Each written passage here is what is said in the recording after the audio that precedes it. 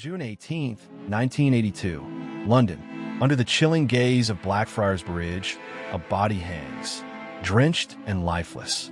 In his pockets, bricks, stuffed with $14,000 to $15,000 in cash, in 3 different currencies. This was Roberto Calvi, chairman of Italy's largest private bank, a man infamous as God's banker. But who killed him, and why was he found under a bridge whose name, in Italian, translates to Blackfriars, a sinister nod to secret societies? This wasn't just a murder. It was the violent climax of a billion-dollar fraud that reached from the Vatican's sacred halls to the blood-soaked hands of the Mafia. To understand this macabre scene, we must go back to Italy, to the heart of its financial world. Banco Ambrosiano, established in Milan, was not just Italy's largest private bank. It was considered an institution, respected and powerful. At its helm, Roberto Calvi, ambitious, ruthless, and a unique, deeply troubling business partner. The Vatican Bank, officially known as the Institute for Works of Religion, or IWAR. This wasn't some minor side deal. For 1971, under the presidency of the American-born Archbishop Paul Marcinkus, a towering 6'4" former papal bodyguard with little banking expertise, who famously quipped, "You can't run a church on Hail Marys." Calvi's collaboration with the Vatican Bank deepened, giving Banco Ambrosiano an almost untouchable aura. After all, when the church is your business partner, who exactly is going to march in and audit you? Calvi, a protege of the notorious financier Michel Sindona, nicknamed the Shark and a banker for both the Mafia and the Vatican, quickly rose through the ranks, becoming chairman of Banco Ambrosiano in 1975. He saw the Vatican's influence as a shield, a way to operate beyond the reach of conventional law. But the church wasn't his only powerful, clandestine ally. Calvi was also deeply intertwined with Propaganda Do, or P2, a powerful, illegal Masonic lodge. Led by the shadowy Licio Gelli, P2 wasn't just a club.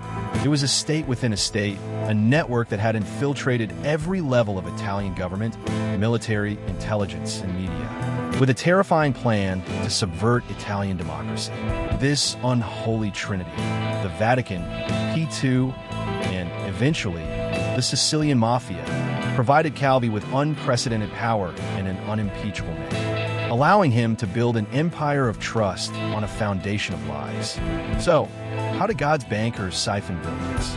The core of his scheme was a sophisticated shell game. Roberto Calvi established a vast network of offshore shell companies in obscure tax havens, places where secrecy was paramount.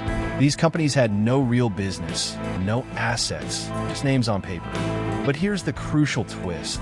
The Vatican Bank, through Archbishop Marcinkus, issued letters of patronage for these phantom entities. Imagine if the Pope himself vouched for a company that didn't exist. This halo effect gave Calvi's shell companies a veneer of legitimacy, making regulators less likely to scrutinize them. Banco Ambrosiano then extended massive, unsecured loans. We're talking over $1.287 billion, which is more than $3.5 billion in today's money, to these phantom firms. The money vanished into a black hole, used to artificially inflate Banco Ambrosiano's stock, fund P2's political ambitions and anti-communist causes, and, critically, launder money for the Sicilian Mafia. It was a house of cards built on faith, greed, and organized crime. But even a house of cards built on such powerful foundations was destined to wobble. The first cracks appeared in March 1981, when police raided Licio Gelli's villa, uncovering the infamous list of P2 members. A list that, stunningly, included Roberto Calvi.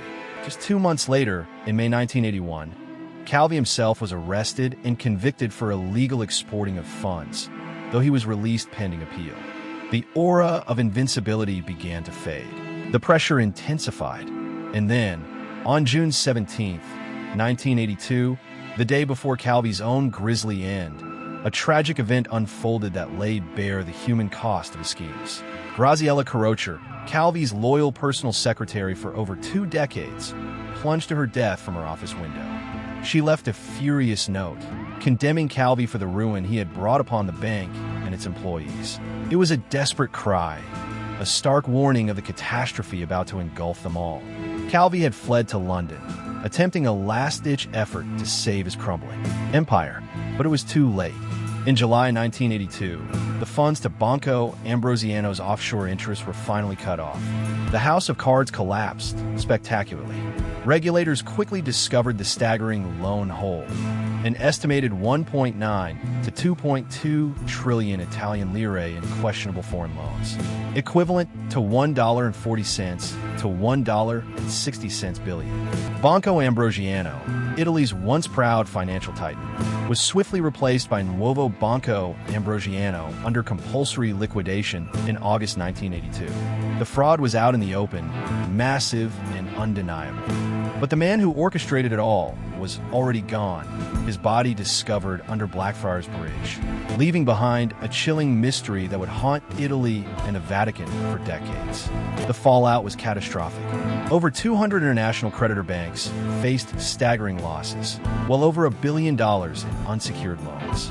Banco Ambrosiano's employees, like Graziella Carroccia, suffered job losses and financial instability.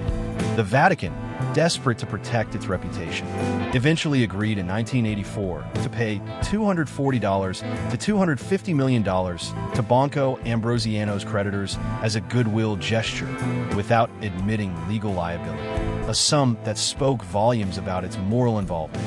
Calvi himself, just days before his disappearance, had written a desperate letter to Pope John Paul II, declaring him his last hope to prevent the bank's collapse and the catastrophic consequences for the Vatican, highlighting the direct involvement of the highest levels of the Church. And then there was Michele Sindona, Calvi's mentor. In 1986, 2 days after being sentenced to life for murder, he died in prison after drinking coffee laced with cyanide. Another shocking death, adding another layer of intrigue to this already labyrinthine plot. For Calvi, after years of legal battles, forensic experts in 2002 to 2003 conclusively ruled his death a murder. The investigation reopened, leading to the acquittal of 5 people, including Licio Gelli, and Mafia boss Giuseppe Callo in 2007 due to insufficient evidence. But the court affirmed one undeniable truth: Roberto Calvi was murdered. The case of Roberto Calvi, God's banker, remains one of the most explosive and enduring mysteries of the 20th century. It exposed a dark underbelly where faith, finance, and organized crime intertwined, where secret societies wielded immense power, and where billions could simply vanish. The questions still echo. Who truly ordered Calvi's death? Was it the Mafia, enraged by lost funds? Was it P2, silencing a compromised member? Or was it forces even more powerful, higher up, reaching into the very heart of the Vatican? What is clear is that this saga was a chilling testament to unchecked power, the seductive allure of greed, and the catastrophic consequences when trust is not just broken, but utterly betrayed. The truth, in this case, remains shrouded in shadows, much like Calvi himself, hanging under a London bridge, a silent warning from a world where God and the devil made very profitable bedfellows.